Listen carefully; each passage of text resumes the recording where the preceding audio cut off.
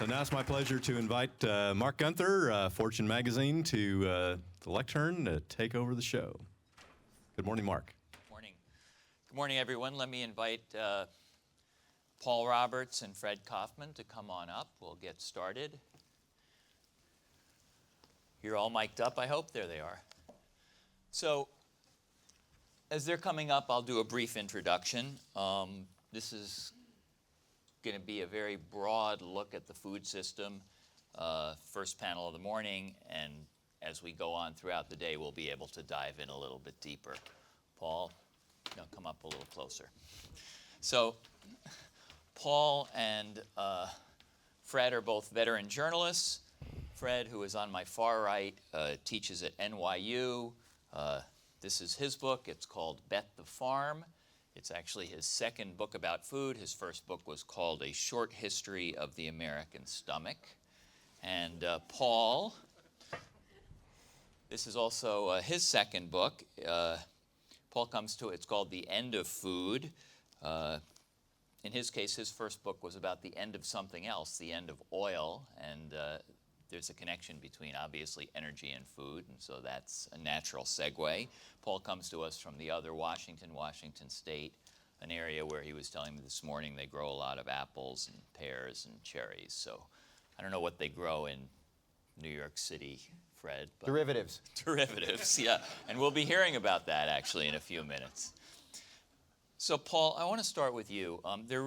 By the way, I want to enthusiastically recommend both of these books. I really enjoyed reading them in my preparation for this event. And one of the things I liked about your book was there's a very interesting kind of brief history of food and agriculture, the questions of supply and demand, and reminds us that the bounty that we all enjoy now is a relatively recent development, dating back maybe through half of the 20th century. So you write, food costs are half of what they were 50 years ago. This is when you were writing the book, 2008, 2009. And the global food supply now exceeds per capita caloric needs by about 20%. So let's stipulate that there's a set of problems that we're going to talk about today. We're going to talk about obesity. We're going to talk about the environmental problems raised by food. There still is a domestic and global hunger problem. But I want to start by asking you, given the way you describe how a combination of technology and market demand and trade have driven up the supply of food in the 20th century, so focusing narrowly on this supply issue, it's sometimes called food security, do we need to worry about that particular issue? Will we have enough food? And if so, why? Because the history does seem to suggest that the dour forecasts of famine have tended to be proven wrong. All right, well, it's a good question, great. And before I answer that, I want to remind everyone of the movie The Blues Brothers, where when they play in that country western bar, they have the chicken wire. So if you're going to throw things, food in particular, take it out of the cup or saucer before you do. So I basically, the way I look at that is that we've had this run of success, over the last century, roughly speaking. And food has gotten much more abundant. It's gotten radically cheaper, much safer, more convenient. And in terms of the diversity of experience that we offer consumers, it's dramatically better. And you look at the things that sort of allowed that to happen, and a lot of it is technology driven and rationalization. We industrialize the system, sort of take it apart, look at the pieces and say, we could run each of these independently much more efficiently, so let's do that. And as a result, we've got these great improvements that we've talked about. And then you realize that a lot of it had to do with some other factors. One of the things that allowed us to produce food so cheaply was abundant, cheap energy. So we've got this global system that emerges in part because transportation is possible, because we've got cheap energy. And you look at the abundant water that we use to irrigate. I mean, it was clearly this huge factor. So you've got two factors that are sort of in question today. And the last would be, particularly in the American case, one of the big drivers for big increases in output in this country was an unusually stable climate period. We could count on a regimen of temperature and rainfall that was, it turned out historically, an anomaly. So now we're finding ourselves in a situation where that is different. So you take these three issues together and you say, all right, so how are we going to adapt to maintain this sort of this promising curve that we had? And I guess, so you have a set of issues that, sort of external issues, and then I think the fourth part of that is this process of industrialization that we perfected, or are in the process of perfecting. We're beginning to see now, and have for the past couple of decades, that we've pushed that so far that we're starting to see diminishing returns in some areas. So we're starting to see that, wow, we're cutting costs so narrowly that now we have to go to the other ends of the world to get labor costs low enough to produce the vegetables so we can import them. I mean, that's one of the big things driving the increase in imported fruits and vegetables. And you say, well, how much longer can that last if energy prices stay high? And you're also realizing that you disconnected the system, you pulled it apart, and you made it more efficient, but you haven't removed the connections between those. And so it's a whack-a-mole situation. You change something here, you solve a problem here, say with antibiotics, and another problem crops up. Or the ethanol program. When you say you disconnected the system, are you saying we've moved from a time when one farmer might produce grain and meat and vegetables, and we've kind of specialized in the classic Adam Smith way? Right, and we said, okay, that model wasn't very efficient, so let's industrialize and rationalize it, and you get all these benefits from that, but you lose sight in many cases of the connections between those parts. And I think ethanol is a great example where we said, look, we've got an overabundance of grain, we have a shortage of fuel, let's connect these things. And what we end up doing is we tie the food sector to one of the most volatile sectors on the planet, energy, or we tie it more tightly. So now we have a situation where if there is a heavy period of rain and we do have a late planting, you've got an extra pressure in terms of demand on that corn supply that we didn't have 10 years ago. Those sorts of decisions that are made, I think, without full cognition of the connections, those are the things that we're beginning to realize we can't do anymore. So you're saying that there is reason to be concerned about this narrow issue of just aggregate global supply, that the system is not as flexible and resilient as one might want. It isn't. We've taken out so much of the resilience because we've narrowed margins. But I think we still produce way more. I mean, calorie per calorie, there's more than enough food on the planet. If you look at areas like Africa where there's still profound food insecurity, the main problem there is, well, there's many problems, but one of the biggest problems confronting farmers has nothing to do directly with food. It's the fact that they're politically and economically unstable. You don't have a financial system so a farmer can get a loan. So it's issues that are, it's not just technology or lack of technology. And the truth is, a lot of those farmers could do, they don't need a GM crop. What they need is just fertilizer, pretty basic 1930s era fertilizer. So, anywho. So that's a good place to start. We're going to spend maybe a third of our time here identifying some of the issues, problems, another third talking about some of the solutions, and I want the last third to go to you. So please be ready with questions. So Fred, your book is filled with more fun facts than any other book about food I've probably read. How many people here knew that the company newspaper at a Domino's Pizza is called the Pepperoni Press? I love that. Some newspapers are thriving, others are struggling. So I learned a lot more about pizza than I ever knew, maybe more than I wanted to know. But your book starts with really a simple question. Why can't inexpensive, healthy, and delicious food be available to everyone? And that's really the question you answer in the next 250 pages. We're not going to read the whole book, but give us the best summary of the answer to that question you can. We have technology, we have trade, we have markets. Why can't healthy, affordable food be widely available? What do you really see as the key obstacles? So I'd been writing about food for magazines and books and as an academic for a long time. And I got sick of it, and I had a meeting with my editor, Luke Mitchell, over at Harper's, and I said, I'm done, Luke. No more food writing. He was like, that's great, Fred, so now you got to write about no food. And it was 2008, so it was a very good year to start thinking about no food, although I had a fair bit of trepidation going into this issue. But as we all know, the hunger numbers were going through the roof. We were heading towards 1 billion food insecure on the planet. Price of food was going through the roof. Things didn't look good. So I really went in 4 stages in this journey to try and find an answer. And first, I thought I would go to, the classic place we're going is industrial retail food, and I wormed my way into the corporate headquarters of Domino's Pizza and Tyson Foods and other places like this. And I had some very interesting conversations, of course, but it seemed to me ultimately disappointing because I felt that what they were doing, food, the subtitle of my book is How Food Stopped Being Food. I felt that instead of really being food, that they were kind of just a little bit to the left of it or a little bit to the right of it. Food had become just another entry, let's say, in their spreadsheets of profit and loss. And food had become more and more like money to them than anything else. And I thought, well, that's not right, that there's something wrong going on here. Food is not money. After I went very big, I went very, very small, and I spent about a year going around the country to laboratories where people were doing genetic modification of food molecules and trying to figure out what was going on here. Because a lot of people say this is going to be the way we're going to feed the world, is with a new kind of techno-food.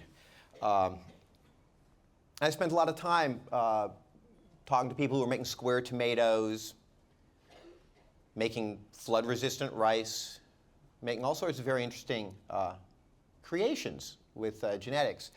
But ultimately, the takeaway from that, Mark, was that what we were looking at was a process of creating food into an intellectual property right from which somebody could earn rent eventually. And so once again, what we had in Domino's was food becoming an entry in a spreadsheet and looking a lot more like money.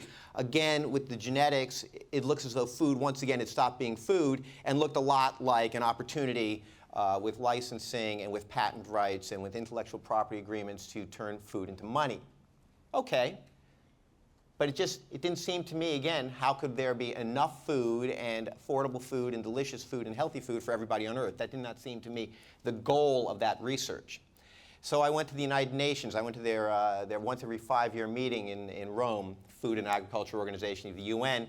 And I was hanging out with Josette Sheeran, who was at that time the head of the World Food Program. And of course, Bill Gates had stepped in with a program called Purchase for Progress, very interesting idea. And the idea to make food available for everybody on Earth was to start setting up commodity markets in places that didn't have them, in places that were very food insecure, places like Guatemala or Tanzania or Rwanda or Uganda.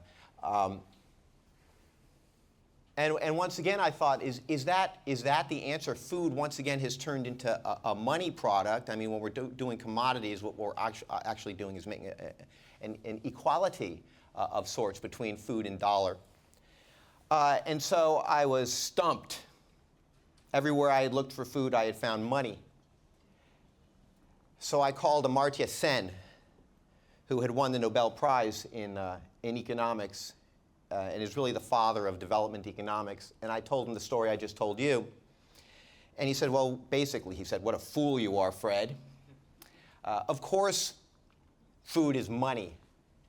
And of course, people don't go hungry because there's not enough food. People go hungry because they can't afford the food. And so I realized that in classic journalistic fashion, what I needed to do was simply follow the money. And that was how I ended up on Wall Street, finding out and investigating what Goldman Sachs and what JP Morgan Chase and Deutsche Bank and Barclays Bank had been doing in the food sector. And that's my journey. Well, since you brought that up, I was going to get into that later, but that really is sort of the payoff of the book, and it's well worth reading the last few chapters to understand how this works. I'm not sure I fully understand it even now, but maybe you can give us your thesis or your conclusion about, I think the quote was something like, the virtual food had begun to drive the real price of food. In other words, you have an issue with the commodity indexes, the financialization of food, and you I think attribute a lot of the food price spikes of the last 4 or 5 years to this. Can you try and explain it as best you can? Yeah, I think it's very simple. I think that everybody in this room, I think, knows and shares a belief, which is that we know where value lies. Where is true value? True value, we know, is in fresh water and in arable land and in food. I think everybody here has a very clear understanding of that. I think, however, when even your first question to Paul belies this whole notion of this kind of Malthusian view. Are we facing global food insecurity? And with climate change, drought and flood and all of these pressures, increasing pressures, do we have enough resilience? Is there going to be food insecurity? All of these questions and this entire paradigm, this entire systemic question has hit Wall Street very hard. And so Wall Street also has now begun to understand what everybody in this room starts off understanding. And particularly when we're looking in a year like 2008, what we saw was a real estate crash and a credit crunch, and the stock market was going nowhere. And even currencies themselves were suspect as people start to wonder about dollars and euros. Right? There is a rush which continues. It continues globally in many different levels, not just in derivatives, but in land grabs and all sorts of other phenomena into that sector. And that sector is booming because of that. And what I think a lot of people forget, certainly on Wall Street, is as that sector booms and as the investment in food goes up, it looks great as an index, but of course for every uptick what we're seeing is increased food insecurity. So your argument is that the price of these agricultural commodities, you focus on wheat at the end of the book, is not driven by real supply and demand in the market, not driven merely by how many people want to buy wheat and how much wheat is grown, but is driven by this artificial asset class? There are other factors now. Yeah, I think that certainly there are still fundamentals at work, but you're looking at a commodities market in this country that started in the late 19th century and worked very well for price discovery and risk management for about 130 years, right? Because we saw the real price of wheat generally almost on a downward slope through most of the 20th century. And then we see wildly increased volatility starting around 2003. And we can track, if you track open interest in the markets, you can see the rush of a new kind of speculative money. I'm not against money, I'm not against hedging, and I'm not against speculators. What I'm against is a subversion of the commodity markets and an increasing asymmetry of these markets because of completely non-agricultural, completely outside influence and interest in making money through the financialization of this entire industry. Well, maybe folks who understand these topics better than I will want to comment or ask a question when we get to that. Paul, let me turn back to you.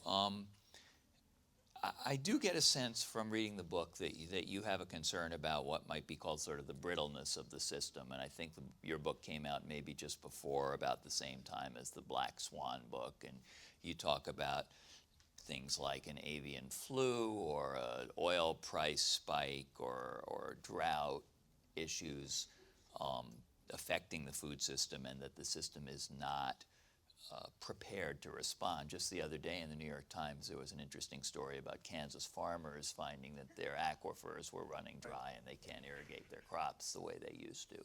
So just elaborate a little bit. What are the specific concerns, and why do you think the system isn't prepared to absorb them as well as it should be? Well, I mean, I'll just offer a few examples because it's a pretty broad issue, I think. But we've done a really good job of removing slack from the system. I mean, that's a lot of what rationalization is about. It's going in and finding, where you can either cut labor costs, you can just cut waste out. And it turns out that a lot of what we call inefficiency was resilience, was margins for error. And it's not just in agriculture, it's in any system. And so there's a constant, balancing between cutting too close to the bone and then coming and correcting for that. And we sort of the market is supposed to do that, right? The market's supposed to say, wow, you increased your risk too much, and now we're going to penalize you for that. One of the problems in waiting for a correction here is that there's so much at stake. You know, if it turns out that we've tied the system too tightly together, we've interlinked so many different drivers, and if it turns out that we've cut so much slack out of the system that we don't have resilience in the face of, say, a once every 10-year or 15-year, drought or weather pattern or political instability. I mean, let's remind ourselves, what was the catalyst for the Arab Spring? It was food prices. So, which then causes instability throughout the Arab world, which then adds to fuel prices, which then feeds back into the food system. So we've created these cascading loops, these feedback loops. We don't fully grasp them. We're getting the computer capacity to sort of look at all this stuff and say, wow, maybe we should model this, but we're not there yet, nor do we agree on the models. So if this were just, widgets that we were talking about, or iPhones, we could stand to have it and take a sort of an academic interest in a correction. But with food, as was pointed out in the opening remarks this morning, we can't. We just don't have that. And if you add to that this push, sort of a political push to remove the buffers, admittedly inefficient buffers in terms of food reserves, how we used to buy up, and we realized they were corrupt and inefficient. They didn't allow markets to do what markets needed to do. But at the same time, we took out a lot of slack from the system. And now we're thinking, well, how should we add that back in, or should we? And who should carry the cost of that? Is that something government should do? Apparently government doesn't have any money anymore. Should private industry be required to do that? Would that be inefficient? We want to pass the cost on the consumer, but the truth is we don't want to pass the cost on the consumer. No one in this room wants to pass anything on to the consumer because you're so afraid, and understandably, the consumers say, I'm not interested. I will start buying more from overseas or some sort of an alternative. So there's a sort of a big corner that we've all painted ourselves into in terms of efficiency, in terms of cost cutting, and in terms of this belief that the consumer will only be driven by price. And even though we know, everyone here knows that, that in their company or organization, you're aware of some of these instabilities. You have your own set of things that keep you up at night. You sort of multiply that across the sector, and you recognize that, wow, we've got an entire system that's built on this idea that we can correct this, this will be corrected. But we have no idea what a total correction would look like, and how many of us, company-wise or individually, would be left standing. And what would be a trigger for the kind of shocks that you're talking about? Well, right now it could be something like Fred is talking about, where you have people piling in and using food as a hedge. That's basically what was going on. It's like, hey, this is great, right? This won't come back and bite us in the butt. Doesn't correlate with bonds or stocks, so it becomes just another asset class. It's you hope, and then it does correlate because, wow, you didn't see that black swan back office sort of thing.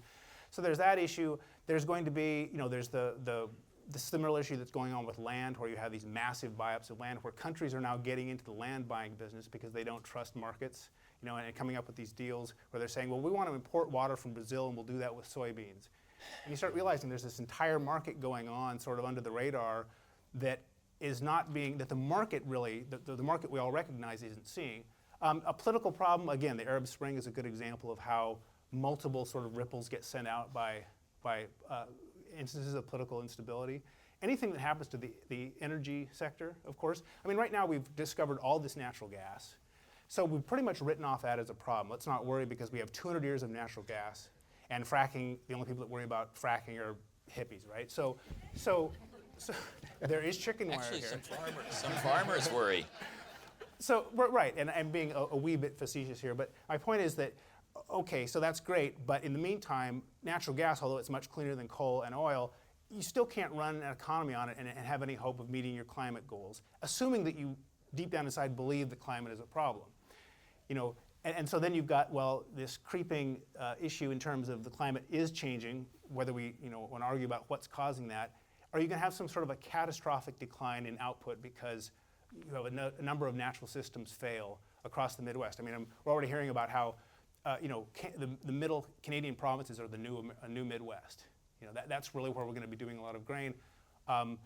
Is it going to be an orderly transition, or is there going to be substantial collapse as, say, aquifers disappear? So these sort of unanticipated perfect storms, and what resilience is there in the system to deal with that? I mean, are we all going to start growing our food in our backyards again? I mean, it's not going to happen. Staying focused for a minute on what's wrong, let me just see, there's a microphone here while I ask Fred one more question. If you have anything you want to ask Fred or Paul, just come on up to the microphone and we'll take a question. So, Fred, do you share this view about brittleness and resilience, and if so, what worries you? I do. I think we were just, Mark and I were just in Monterey last week at the Monterey Bay Aquarium event. And I would say that one of the big themes there was also resilience and the Black Swan event. And I think this is kind of a general accepted notion right now, is that part of the danger is that we're pushing our ability to react. And clearly, though, there are policy recommendations that can help us in a very direct way. So, I mean, I've been arguing for a while about bringing back the National Strategic Grain Reserve, for instance. Nobody argues we don't need a National Strategic Petroleum Reserve, and we had a farmer-owned grain reserve for a long time until finally Bill Clinton scuttled it. And that's too bad, because we're looking at, I mean, all the bankers I talk to, all the hedge fund managers I talk to, all these guys understand that we're looking at commodities increasingly as an asset allocation, and we're looking increasingly at volatility in this sector. It used to be that beans were where we'd see a lot of volatility. Now it's kind of across the sector. It is linked up as a suite with the metal sector and obviously with the energy sector. I mean, if you price global food, I'm not giving news to anybody here, since from 2003 to today, mostly on the grain sector, you're seeing an increase, about 3-4-fold in dollars. You price it in gold, no change. So that's kind of eye-opening to understand what's actually happening in that sector due to increased financialization and interest. There are a lot of policy changes. We can get into it now, we can get into it later to try and figure out how we can kind of put a little bit of the brakes on that financialization push into this business. Well, I mean, all right, let's turn to sort of what a more sustainable system would look like. I mean, you write in the book, you lay the activist agenda out very well early in the book. You say it's slow versus fast, small versus big, nutritional versus chemical, organic versus conventional, diversity versus monoculture. So that's sort of a great, summary of the Michael Pollan, Mark Bittman kind of food movement out there. I could have added inefficient versus efficient, but do you high cost versus low cost? I was just describing the landscape, Mark. I just said this is what we're looking at. Exactly, and that's why I want to ask you in a very open-ended way. Is that an agenda that you embrace, and if not, sort of how do we think about finding a path towards a more sustainable system while retaining some of the benefits of the current system, the efficiency, the diversity, et cetera? Well, just two quick points here. One is that I don't think there's any denying, ultimately, that agriculture is a huge hit on the environment, on ecosystems. It's the largest hit every year that the ecosystems take. And so then there's a rhetoric of sustainability, which is distinct from, I think, the actuality of what we would like to really deny, which is that in order to feed ourselves and our families and the earth, right, we have to have a tremendous effect on the environment. Be specific. What are you talking about? Well, I'm talking about, emissions, deforestation, let's be clear. Yeah, emissions, deforestation, water usage, all across the board. And you can make arguments such as, well, we need to decrease our meat intake because this is the most inefficient, right? I think what's important is a dose of reality and to understand and to admit to the fact that, okay, we're going to have to put up with a certain amount of hit every year. That said, all of a sudden we perceive this rhetoric of sustainability, right, which is pushing through. Yeah, okay, I'm sorry. Let me just finish this one point. And I think the rhetoric of sustainability is being co-opted very quickly by food industry, massive scale. Walmart in particular is leading the way of co-opting this whole notion of sustainability and carbon neutral and using it as a marketing technique. And this is wrong. It's wrong, and it's not reality. Again, it's wrong. It's not reality. And I think we have to once again try to, particularly people who are interested in ecology, people who are interested in environmentalism, to almost rescue that word, which I think is almost beyond rescue at this point. All right, we'll get back to that in a minute. Might not be what Please. you wanted to hear from me. I'm sorry. Susan Finston Consulting. I think that part of the modern miracle of America's agricultural success really comes down to establishment of supply chain management that really never existed before and frankly does not exist in the BRICS, does not exist in Pakistan, does not exist in the Philippines. I lived in the Philippines when I was posted there with the U.S. Embassy when dinosaurs roamed the earth, and I don't think it's really gotten much better now. If you went to Baguio, the produce looked Western, it looked wonderful. By the time you got to Manila, where the embassy was, it looked like it had been run over by the truck instead of carried in the truck. And they didn't have refrigerated storage. They didn't have supply chain. I think that's really the huge cause for food insecurity in some of the biggest developing countries in the world. I think it's a huge problem in Pakistan. I'm aware from talking to people and having been there. In India, it's a huge problem. They don't have retail reform and everything is fragmented. So I'm wondering whether you could talk about that and whether you could, I mean, in terms of also the harm of agriculture, obviously if you're throwing most of it away, if it's grossly inefficient due to lack of supply chain management. But isn't this an area where U.S. technology can lead the way and can be very helpful for global development without huge, rifts in the system? Because as far as I can tell, it's a huge outstanding problem that really is never even raised in these kinds of fora. Well, do you want to try that? Yeah, take. Yeah, well, so it's a good question, or questions.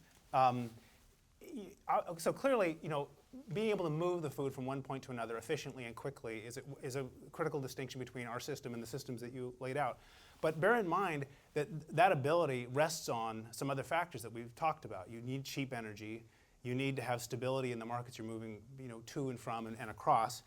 And then you have to be able to, recognize that in terms of waste, the waste, a lot of the waste doesn't come just in a faulty supply chain. If you look at how an American supermarket runs, in order to keep that produce section looking like it does 24 hours a day, 365 days a year, there's a huge amount of waste.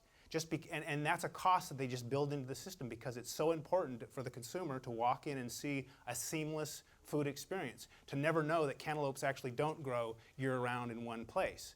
So you're willing to toss things and sort of build that shrinkage right into your price structure. And that's a story that we haven't begun to talk about with the consumer, and yet is that something we're going to have to address? So I mean, we've got this fantastic distribution system, but it has all these implicit costs that are totally transparent to the consumer. And I have to say, frankly, that one of the big issues here, and it's been alluded to all day so far, is that the industry has done a fantastic job of completely cloaking your operations. I mean, the average consumer doesn't know squat about how food is made. Milk comes from a store. I mean, it's a joke, but it's not. I mean, it's true, and you know that. And you lament it, in quotes, because you don't lament it. It's great. It allows you to get away with a lot of stuff. And it's worked to your advantage in many cases, but it often works to your disadvantage because it allows people, say, two food writers, to sit up and we could say just about anything to the public and they would believe it because they don't have any basis to contradict it. Yeah. So you've got yourself in a position now where you want this debate to be about, say, sustainability or deregulation, and you don't get any traction with the consumer because they have no idea what you're talking about. There's a crisis of confidence. That's what we see, and that's what I see when I go across the United States and I talk to people. I talk to food groups and food justice groups and slow food groups and food activists and Occupy food groups, Food Democracy Now groups. Let me tell you, it's exactly as Paul is saying, which is that they're very aware of this cloak. But my question is, where'd she go?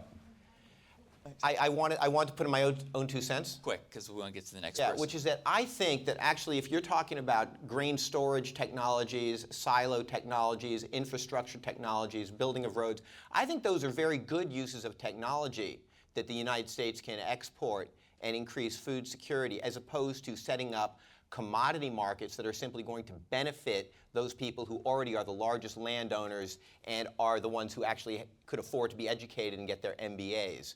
Okay? So yes.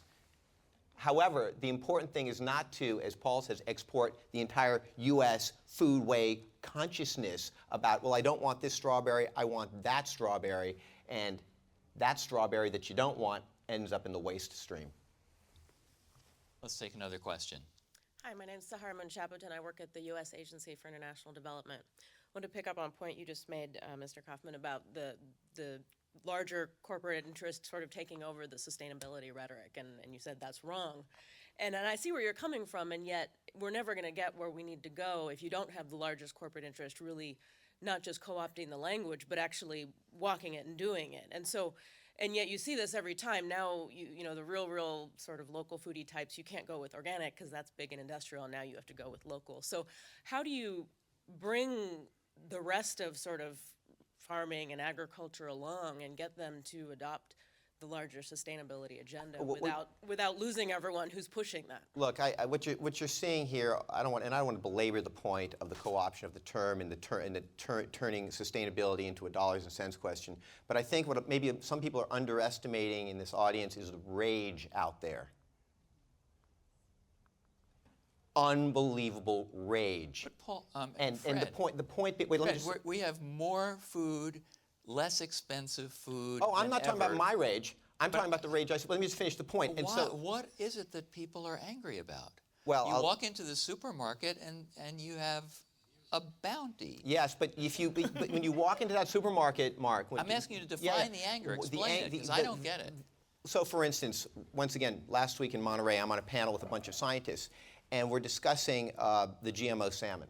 Okay, the GMO salmon, aqua bounty, and it was really extraordinary. 5 years ago, I had been on a panel at the New York Public Library, and I had mentioned, you know, maybe there is a possibility that genetics can help with global food security if we're using it in the right way. And I was literally pelted with fruit, literally, by saying this at the New York Public Library. Last week at the Monterey Bay Aquarium, we had a panel of people, and everybody on this panel was open to it in different ways. There's a huge step forward or backward, however you want to look at it. Afterwards, all the comments from the audience were, why did not you discuss how GMOs are poison and are killing us and giving us cancer? That's what's out there. That is what is out there, and and it's not going away. It's not like the Occupy movement, which left Zuccotti Park, one block from my house, thank you. Right.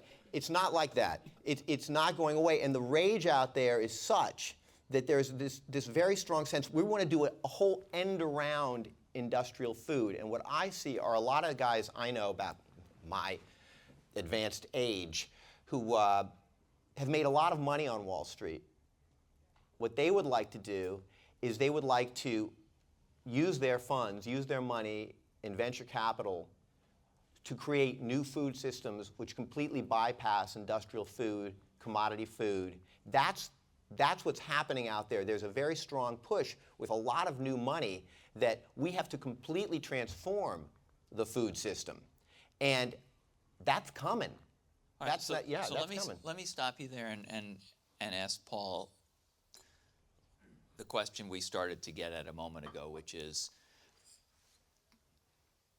paint us a picture of what a more resilient, sustainable, healthy, nutrition-producing food system would look like. Because I do think in your book you're very pragmatic about the problems with large-scale, quote-unquote, industrial, or we can call it hyper-efficient system, and as well as the impracticality of the local food movement. So is there a middle ground? Is there a way you can sort of pull the best out of both systems? Can you Can you talk about that Yeah. for a minute or two? Well, we'd follow the EU model, I mean, clearly.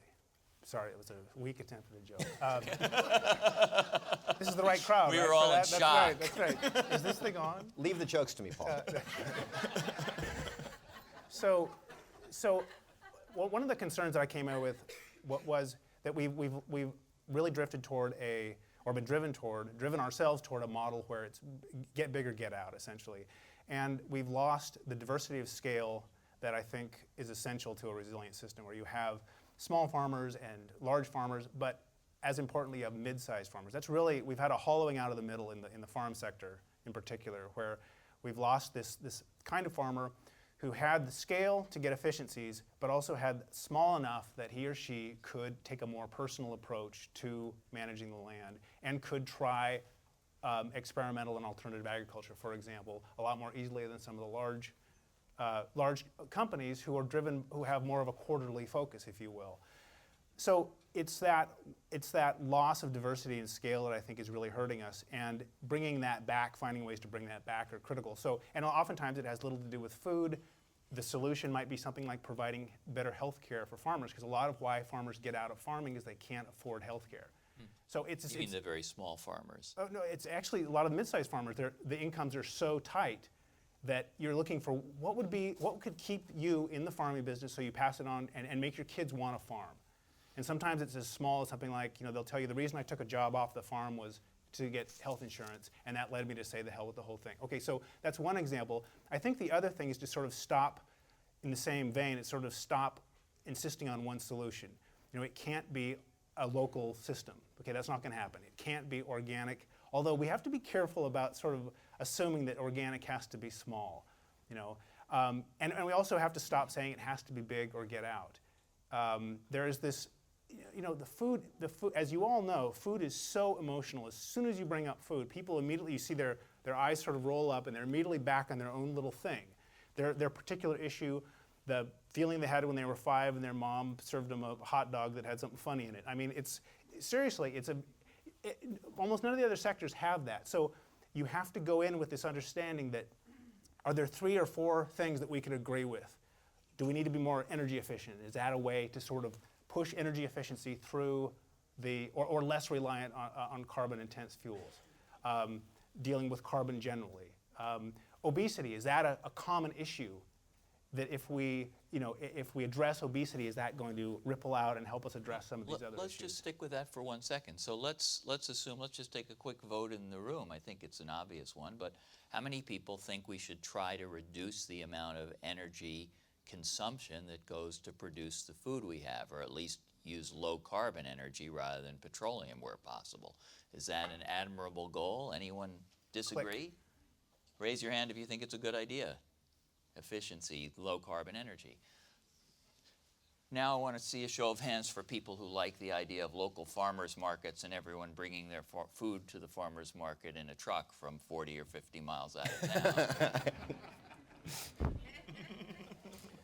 So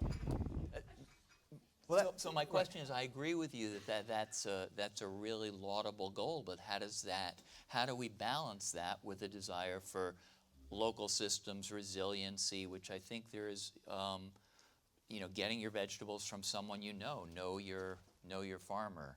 Wasn't that one of your big initiatives at USDA? Well, okay, so how do you one work thing that is, out? right now we've got this idea that you have to do your farming, that you do farming in dirt, and you have consumers living on concrete. And there's been quite a bit of work done and pretty promising on urban hort. Like, how much could we be growing in the cities? I mean, if you think about it, most of the problems we're going to be facing over the next century are urban-centric. That's where most of the people will live. That's where most of the creativity happens. It's where most of the problems arise.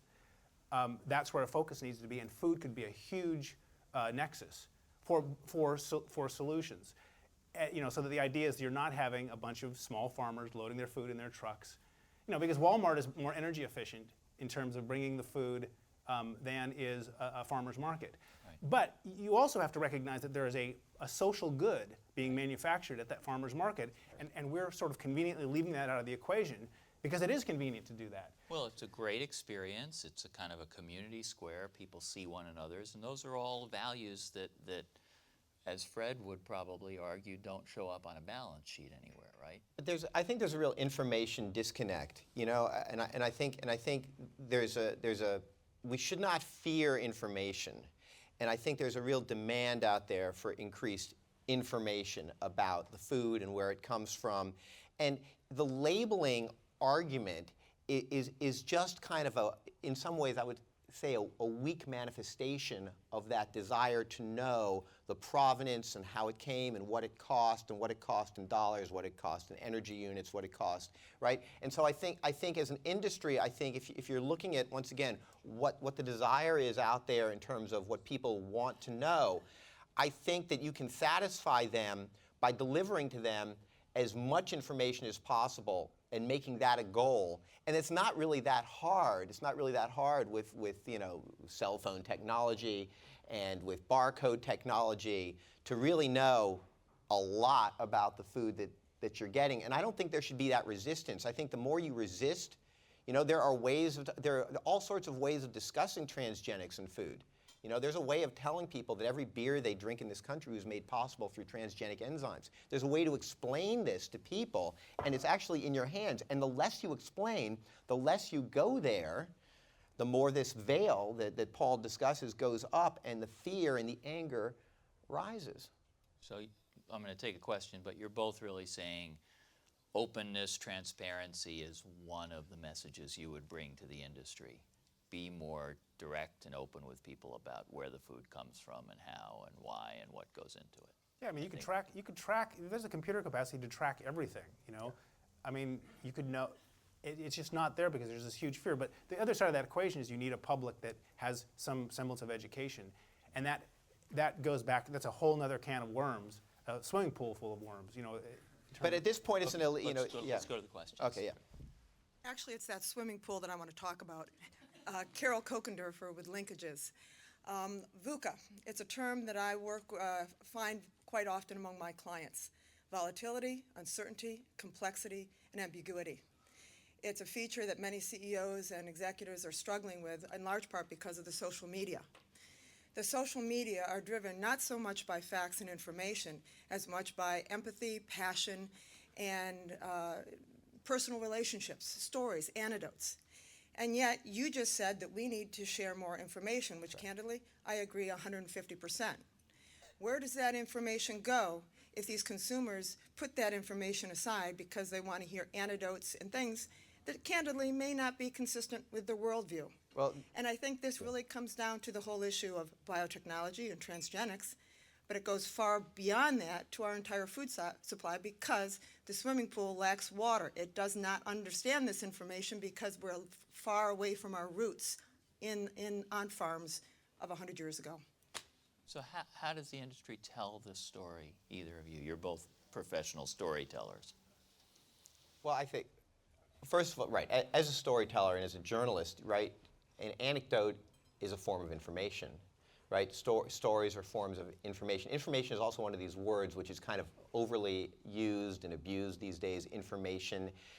Information in and of itself is anybody who knows, who looks at a spreadsheet, virtually meaningless in its raw form. There has to be some sort of ordering that gives it the meaning, right? And so there are all sorts of ways that this ordering can take place. Obviously, we're not going to do it, we're not going to go through all those ways, but why not? Why not have, if you want to dive into that swimming pool, why not have it include stories and charts and graphs and everything and other references? And so, because I think what you're looking at here is a problem to a great extent. Michael Pollan has really pointed this out again and again and again, which is that this kind of this kind of food justice and clean food revolution, it has been attacked as being an elitist movement.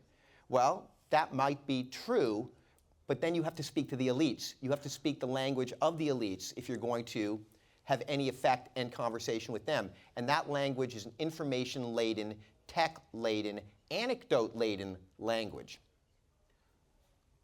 You want to? Well, should we go on, or you want to add? Go ahead. Just really quick, I just say that you do have this swimming pool that's full of a lot of ignorance, and the social media is a factor that you can't control it, but that's been a sort of a mold that's been allowed to grow, in the information vacuum that the industry has helped create. And the industry or industries is going to need to come back in and find, all right, well, if we want to, we have a story that we want to tell, or neutrally, we just like to see some actual real information out there. That's where it's going to have to start. It's not very elegant, and it seems to be sort of outmanned by the social media world.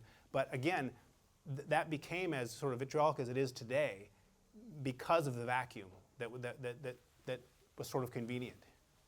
It's kind of like in the New York Times, there's a story about 2 weeks ago about an open source community in Northern California who are very interested in creating glow-in-the-dark trees, right? Maybe you saw this story, glow-in-the-dark trees, so you wouldn't need a street lamp to read at night. It'd be very energy efficient. It's a very simple operation to take a bioluminescence gene from a jellyfish, throw it into the tree, right? And everybody, all the foodies and all the food justice people are delighted by this, right? They're delighted by right? And so there are all sorts of ways of using anecdotes and stories to show, what, this technology is not necessarily, Dr. Evil.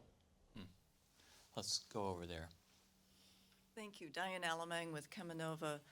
To me, there's an interesting overlay between the information and the social good comment you made, and with what I will not call her deputy, Merrigan, had commented on about the much hated farm subsidies.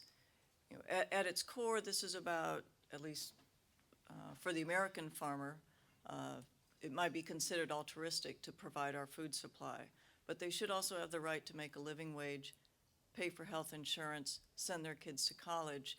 And at its core, the concept of the farm subsidy is to take some of the risk out and provide them with a living wage. And yet, particularly in this town, that's an evil. How do we resolve that issue? Oh, that's the 100, however many zeros you want to put after a question, because you're basically going back to that point when we recognized almost 100 years ago that the market is sort of a suspect character to leave your food security to. And it could use a little help. We've spent the last century debating on the form of that help and the degree of that help, but we come back again and again to that idea that the market is good for some things, dealing with sort of financial returns and being able to make calculations about how much risk you want to take. But it is terrible about making decisions about social returns. And that's government's job. And this is a cyclic, we'll go back and forth. We call it, maybe we need to come up with a different name of subsidy, but it should be clear to a lot of people that a food market that's turned over to market forces, to financial market forces, is not a secure market. And those are not real, they're skewed markets. I think there's this rhetoric, once again, out there of free markets that is just not viable, that rhetoric. People, I think, are onto it. They understand that the playing field is not even. That was one of the big takeaways of 2008. So the argument that is made, and I think it's a very compelling one, and is made by the food movement, and could be a very compelling argument in this, is the three-word argument, which you hear again and again and again. Food is different. And so the rules that are applying, right, to certain kinds of insurance programs, certain kinds of subsidy programs, certain kind of market programs, right, certain kinds of intellectual property programs and patent laws and all sorts of things are great when we're talking about color television sets. But food is different. And so maybe that in certain ways is an approach to, but once again, what you're doing then is co-opting language from the food movement. I think it might be a very good thing for everybody involved. What do you think? Yeah. What do you think? How do we repair that sort of disjoint? It's not a simple answer, and I have a feeling Jay's going to wave his hand and tell us it's time. But the health insurance comment, for example, really isn't about agriculture. You could apply it to any number of industries, and that requires a fix totally unrelated to agriculture. But one of the things for me that makes food different is agriculture is an extremely high-risk industry or activity, because you mentioned, the cheap energy, abundant water, stable climate. When those are taken out, I mean, I can't imagine there's really any business school in the world that would look at one of our, take any situation, they'd say, oh, that's not possible, that's not sustainable, but that's what particularly the American farmer deals with every day. And so there would have to be political courage to do some of the things you're doing at a time when there isn't a whole lot of political courage. And for me, I believe it would be nice if that anger and energy in the food movement was directed more toward the activity of growing food, not the technology used or not used, but how do we ensure that we can continue to grow the food necessary not just to feed ourselves but the world. And that will take some economic resources from the greater good. Well, there are efforts going on to kind of connect the consumer to the farmer, which I think will help undergird this argument that food is different, and those seem encouraging to me. Kathy. Hi, I'm Kathy Ozer with the National Family Farm Coalition, and really appreciate the comments of both of the authors around a lot of the policy issues that we're grappling with. And I think this last conversation, if I were to be asked what could we do different, one would be to have some of the policy tools and some of the instruments like a grain reserve, like stability in pricing so that farmers are able to receive a fair price for what they're producing, and that we do have a government role to enforce antitrust laws to make sure we have what should be a really, truly working markets as opposed to some of the current situation.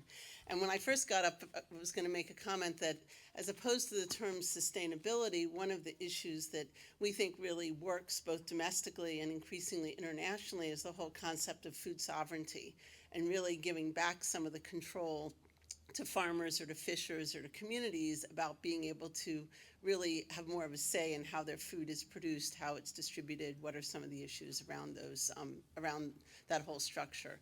So I just really, I think this was a really good panel. I think some of the comments about what's happening to farmers in the middle, we're not just talking about really small farmers being hurt, we're talking about many, many farms, many dairy farmers, many farmers raising livestock on the verge of bankruptcy, and a real question about, like what Kathleen raised, of what's going to happen to those farms, what's going to happen to their land, and that those are really big issues that should be more a part of the Farm Bill debate than what we're seeing right now. So we all are fighting on some very small large issues on the House and Senate floor, but they're not dealing with the systemic problems and the systemic need for a real change in the kind of federal farm policy that we have that really respects the work and the pricing and the systems that should be in place, both domestically and internationally. And I would agree with the last comment, but I think we need to figure out what needs to work for farmers in this country and not necessarily feeding the world or exporting our farm policies to other countries, which destabilizes their own communities and their farmers. So thank you. So, Paul, in terms of the subsidies, does it make sense to you to subsidize sort of, crop insurance is what I'm talking about really, because the direct payments are pretty much gone, but does it make sense to direct those at the corn and soy world predominantly? You talk in the book about there are disincentives for folks to plant cover crops because, fruits and vegetables are not getting the subsidies. Don't these subsidies sort of distort markets in the wrong direction, and that's one reason there's a negative reaction to them from taxpayers? Well, who knows why there's a negative reaction to them by taxpayers? Because, again, we're talking about a pretty massive information gulf. But I think that, we talk about free markets, and I think what we're really looking for is markets that work, that get done what needs to get done. So if we recognize and agree that food is different and merits a different approach and maybe a slightly larger investment of the public good, then we say, what would that policy look like? And if we could imagine ourselves outside of a political environment where any sort of talk of a subsidy is immediately poison, because right now you can't even have that discussion, But if you were starting again from scratch, how would you design the system? Is that sort of what you're asking?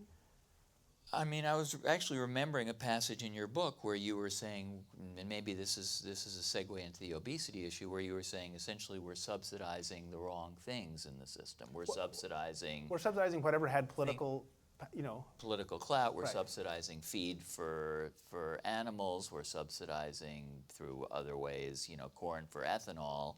And we don't necessarily need more of that. We need more of some other things. Right, but the challenge is, if we were trying to figure out the energy markets, we would say the key to this is low carbon, okay? If that was, okay, but food doesn't have that simplicity. There are so many different dimensions on which it's not sustainable. You alluded to obesity.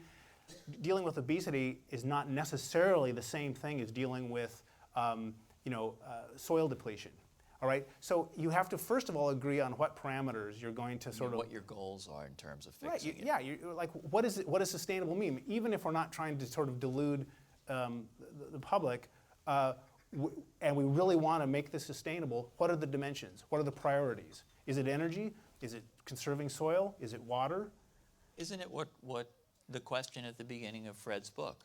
Affordable, nutritious, delicious Food for everybody. food with lots of choice that doesn't degrade the environment. Well, that can go on in a system that is self.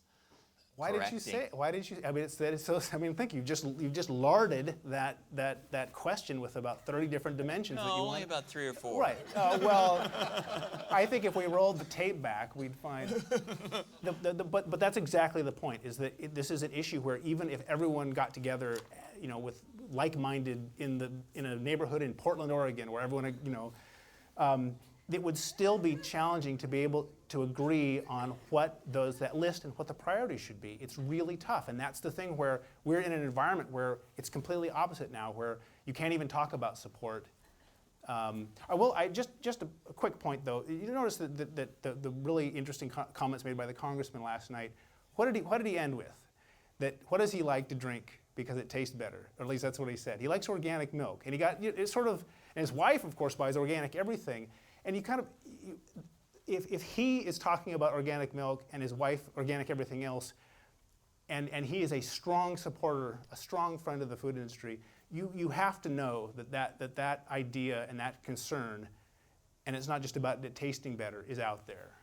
Let me just, really, if we're going to talk about the congressman last night, And what was and Paul and I, it again? Just so for people who weren't there, what was the name of the congressman from Georgia? Who was it? Thank you, Jay. Austin Scott, right. Very interesting comments. But Paul and I were talking about it afterwards, and it was so funny because Congressman Scott, he was talking about all these interesting systems and relationships and compromises and the Farm Bill and his own shopping, but there is a red line, right? There's a new red line out there, and that's about regulation of the industry, regulation of food industry, regulation of fertilizer, GMOs, insecticide industry, regulation, and there's a very strong sense that the regulation is coming and that regulation is going to be stifling. I'm going to interrupt Yeah. you, Fred, because we Okay. kind of have an expert on regulation. Oh, I good. want to hear from right here, Margaret. Go ahead. What's your question or comment? That's okay. Everything you say is interesting to me, so. Identify yourself, too. My name is Margaret Mellon. I work for the Union of Concerned Scientists. I'm really enjoying the conversation. I think all of these are important topics. I particularly endorse the idea of how complex the notion of a food system is. I mean, it's what, a fifth of our economy, maybe more, has to do with how we treat our land, how we treat the environment, how we treat each other, our emotional needs. I mean, there's no reason anybody should think this would be anything but an immensely complex topic if you want to change it, if you want to improve it on any dimension for any of the actors that participate in it. But what I wanted to just make sure gets a little more attention than it seems to be getting right now is the environmental impact of this enterprise that we call agriculture. I mean, we have talked about it for a long time, but we really have made almost no progress on all kinds of fronts. We continue to pollute the rest of the environment with nutrients. Those are destroying our ability to produce food in coastal ecosystems, for example. Phosphate pollution was just written about in Lake Erie. It comes off of farms, particularly the farms that are using the conservation technologies that are good for other reasons. We're killing our pollinators. If you want to look for, and there could be many, but an event that could trigger some of these cataclysmic effects on agriculture, it would be losing pollinators, not having these little honeybees and their relatives out doing what they're doing right now, and they are going fast. And they are going because for lots of reasons, but for one reason that I think we can't be taken off the board, and particularly not because we could do something about it, because the world's most popular insecticides now are incredibly toxic to insects, including pollinators, and we're not spending any of our money to do anything to protect them. So as we kind of move ahead in this, we need to consider nutrient pollution, pollinators. We're continue to poison the land with insecticides. The insecticides are not just hurting the pollinators, but they're also hurting aquatic ecosystems. So there's a lot more going on. If you want to look for other ways to spend our really too small investment in making agriculture sustainable, it is that we are not taking into account those large impacts, and we are not making it possible for farmers, who are on a single piece of land, constrained in terms of, how they can make money and what they can do. We're not making it possible for those folks to farm in a way that doesn't, hurt the rest of the world. So all of it is important, but I just wanted to lard in the environmental dimensions as well. Does either of you, please? Thank you for that. I just want to underscore some of the points that were just made, which is that there's a very strong sense out there that somehow we can solve a lot of these problems, environmental problems, pollution problems, by making them cost more.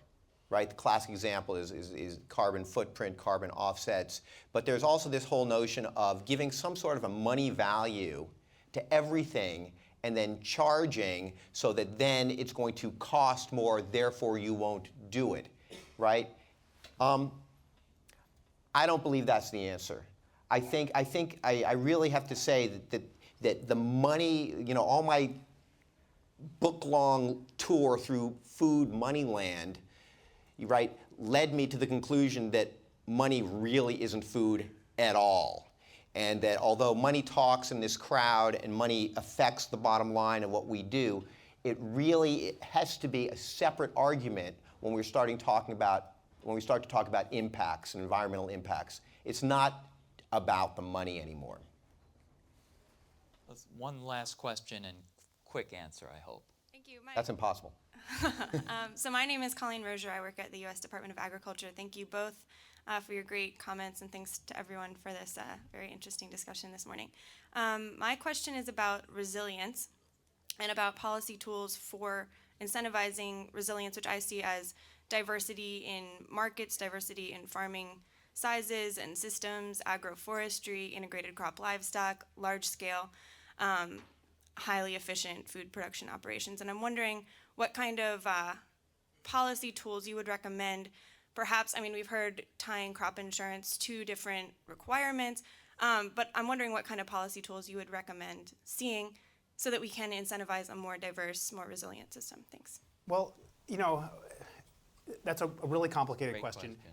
But it's a good way to end, because right now, for example, if prices are high for a farmer, there's a form of insurance they can take out where they put like 20 or 30% more nitrogen on their field because they would rather spend the money on extra fertilizer than take the risk that they're not going to be able to take price advantage or advantage of the high prices. And how do you address that? Because then you have an extra runoff issue. So it's not a resilient system, yet it's built into a system that is so focused on the money aspect of it. And yet, at the same time, you can't expect farmers to sort of accept more risk. And I think it's a psychology question. Right now, so many people in this sector want to view environmentalists and other critics as psychologically deranged. Seriously, I've talked to so many people who will say, look, the problem is that these are the last prudes. These are the last Puritans, these environmentalists who don't want anyone to have any fun, and that is their issue. They don't know how to have fun themselves, and so they want the rest of the world to share their pain. And I'll grant you, having spent a lot of time interviewing these very types, I agree. I swear, you just walk in and say, God, what is the problem, dude? You're so, turn that frown upside down, But ask yourselves this, in terms of sort of psychological kinks. You all are in the business. You know what's going on the ground in terms of climate change. You may disagree in terms of who's causing it or what or why, but you know that it's changing. I mean, it's really changing a lot of your business models in terms of the products you're going to need to offer. So you know something's happening, but think of the disconnect between that knowledge and what you're willing to do or support in terms of policy, or what you're willing to talk about in front of your colleagues at work. You know, it's this total thing like, well, I can see it, but I don't want to put a name on it. You know, it's sort of like Oscar Wilde, but in the 21st century and dealing with food. You know, so if you want to talk about it, you know, a psychological quirk, you could get pretty close to home, and that is really where this debate has to start, is being honest with not just with yourselves, but actually speaking that truth in whatever organization you're in. Because it's, I mean, it's so, you know, you'll go back to work on Monday after a team building exercise, and you're like, yay, and then it's like, okay, shut up. And that's the issue. You can't shut up right now. You've got to start having that conversation and speaking that truth, whatever that truth happens to be, and however inconvenient it is. But until we start doing that, the rest of this stuff is just, it's just bull. Final thought, quick one, because we're out of time, Fred. Thank you, Mark. Thank you, Paul. Thank you, CropLife America. It's great to be here. Great. We'll all talk for the next 10, 15 minutes during a break, and then we will be back here to dive into the question of obesity and food security. Join me in thanking our panel.